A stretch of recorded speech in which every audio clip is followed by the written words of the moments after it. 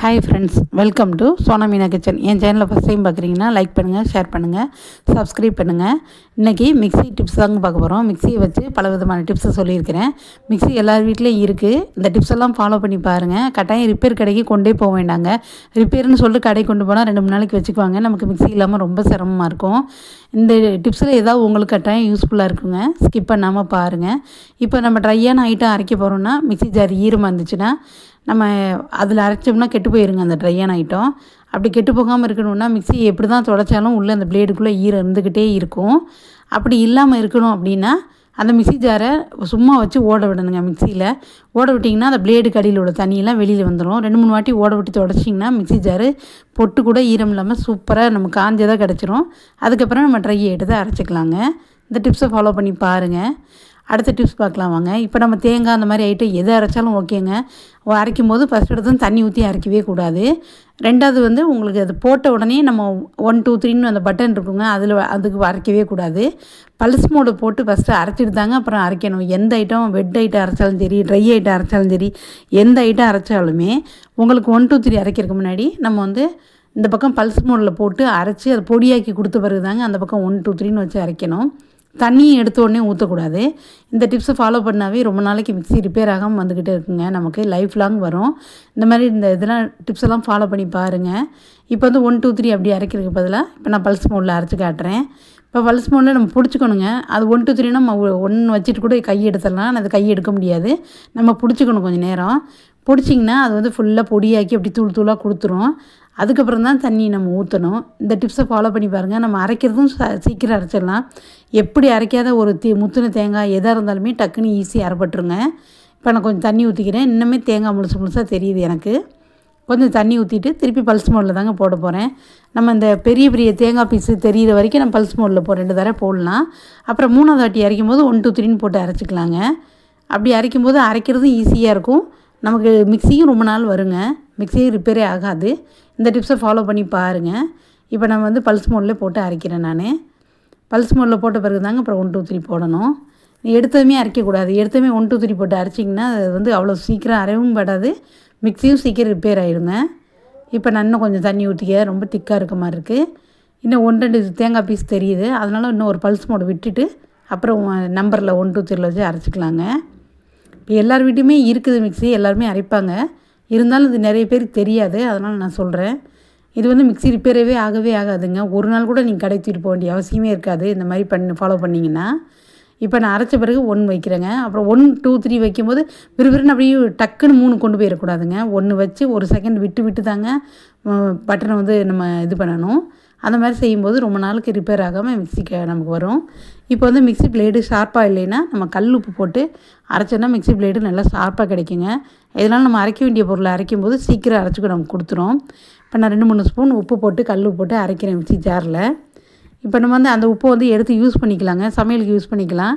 இல்லை அப்படி உங்களுக்கு இதுவாக இருக்குன்னா ஏதாவது க்ளீனிங் பர்பஸ்க்கு வச்சுக்கலாங்க அந்த உப்பை. இப்போ நான் அரைச்சிட்டேன். ஜார் கொஞ்சம் ஈரமாக இருந்ததுனால உப்பு ஈரமாக இருக்குது. நான் இப்போ க்ளீனிங் தான் வச்சுக்க போகிறேன் இந்த உப்பை. இப்போ அடுத்த டிப்ஸ், முக்கியமான டிப்ஸ் பார்க்கலாம் வாங்க. இப்போ நிறைய பேர் வீட்டில் ஓடிட்டு இருக்கும்போது டக்குன்னு மிக்ஸி அப்படியே ஸ்டக்காகி நின்றோம். அப்படி ஆகும்போது திடீர்னு கடை கொண்டு போகணுமா, ஐயோ என்னென்னு தெரியலையே அப்படின்னு நினைக்காம மிக்ஸி ஜாரை பின்னாடி திருப்பினிங்கன்னா இந்த மாதிரி ஒரு ரெட் கலர் பட்டன் இருக்குங்க, புஷ்ஷு. அதை நம்ம உள்ளே தள்ளி விடணும். நீட்டிட்டு வெளியில் வந்துருச்சு அப்படின்னா உள்ளே தள்ளி விட்டிங்கன்னா திருப்பி மிக்ஸி ஓடுங்க. இது தெரியாமல் நிறைய பேர் கடை கொண்டு போகிறாங்க. அவங்க அந்த பட்டனை மட்டும் அவங்கக்கிட்ட காசு வாங்கிடுவாங்க, வேறு எதுவுமே சொல்லாமல். நீங்கள் இதை ட்ரை பண்ணி பார்த்துட்டு அப்புறமாடி கடைக்கு கொண்டு போகலாங்க.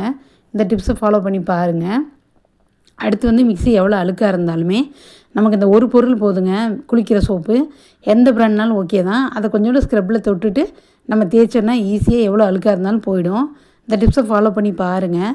இப்போ மிக்ஸி நம்ம வடிஞ்ச உடனே துடைச்சிடணும். அப்படி இல்லைன்னா ஒரு மாதத்துக்கு ஒருக்கான சோப்பு போட்டு துடைக்கணுங்க. ஏன் அப்படின்னா கிரைண்டர் மிக்ஸி அதுக்குள்ளெல்லாம் உள்ளே மோட்டருக்குள்ளே பாய்ச்ச குட்டி குட்டி பூச்சியெல்லாம் நிறைய உள்ளே போய் உட்காந்துக்கும். நம்ம அந்த சோப்பு வச்சு துடைக்கும்போது அந்த சோப்பு வடைக்கு இந்த பூச்சியெல்லாம் வராதுங்க. அதுக்காக சொல்கிறேன்.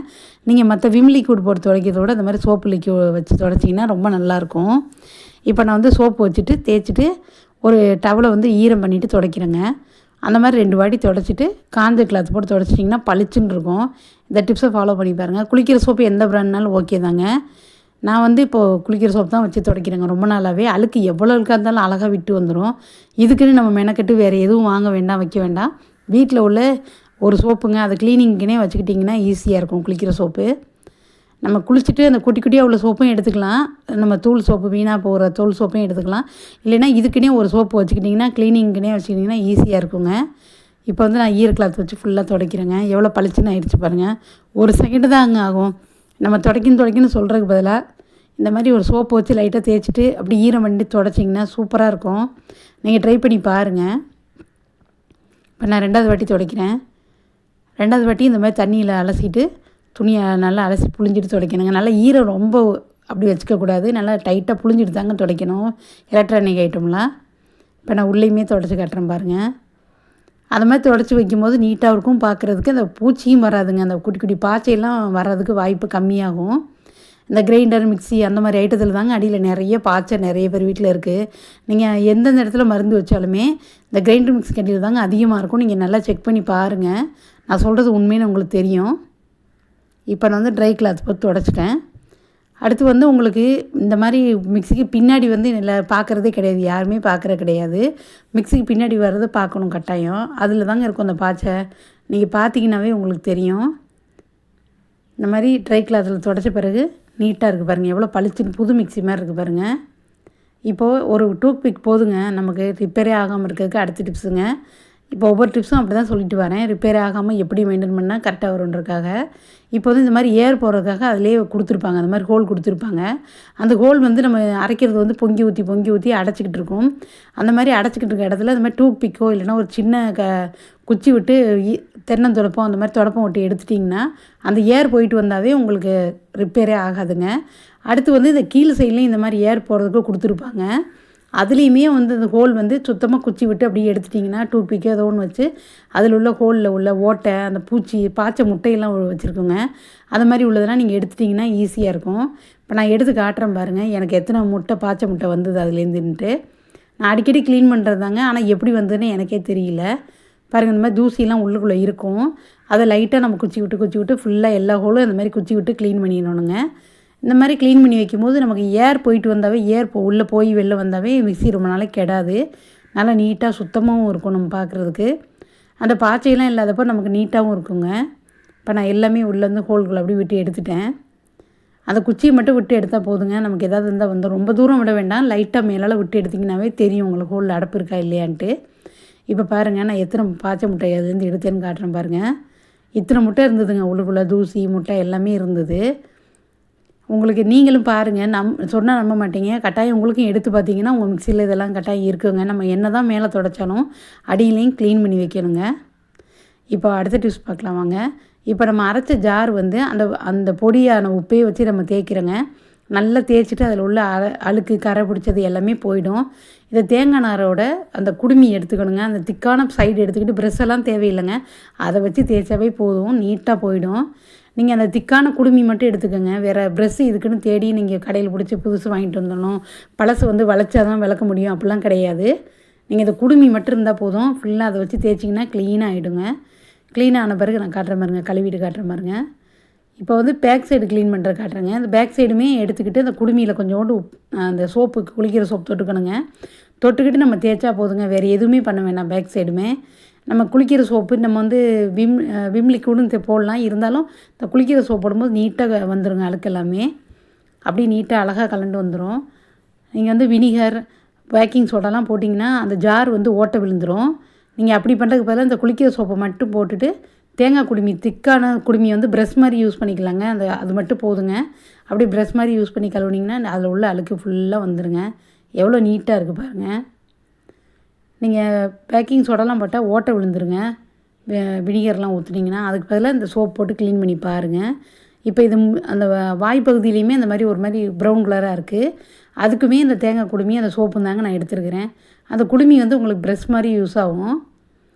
ஃபுல்லாக நம்ம தேய்ச்சிட்டு கழுவுனா போதுங்க, பளிச்சுன்னு ஆகிடும். அந்த இடுக்கெலாம் நம்ம கை விட்டோ ஸ்க்ரப்போ போட வராது.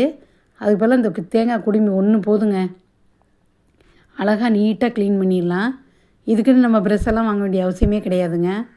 அப்போயெல்லாம் தேங்காய் நாரில் தான் பாத்திரம் தேய்ச்சோம். இப்போயும் இந்த விலைக்கு பாருங்கள். அந்த குடுமி வந்து பிக்கக்கூடாது. திக்கான பகுதி அப்படியே ப்ரெஷ் மாதிரி யூஸ் பண்ணிக்கிட்டிங்கன்னா சூப்பராக போயிடுங்க. இந்த டிப்ஸ் எல்லாம் ஃபாலோ பண்ணி பாருங்கள். பிடிச்சா ஒரு லைக் பண்ணுங்கள் ஃப்ரெண்ட். என் சேனலை வந்து மோட்டிவேஷன் பண்ணுங்கள். உங்களுக்கு வந்து கமெண்ட் ஏதாவது சந்தேகம்னா கமெண்டில் கேளுங்க. எவ்வளோ க்ளீனாக இருக்குது பாருங்கள் ஜாரு.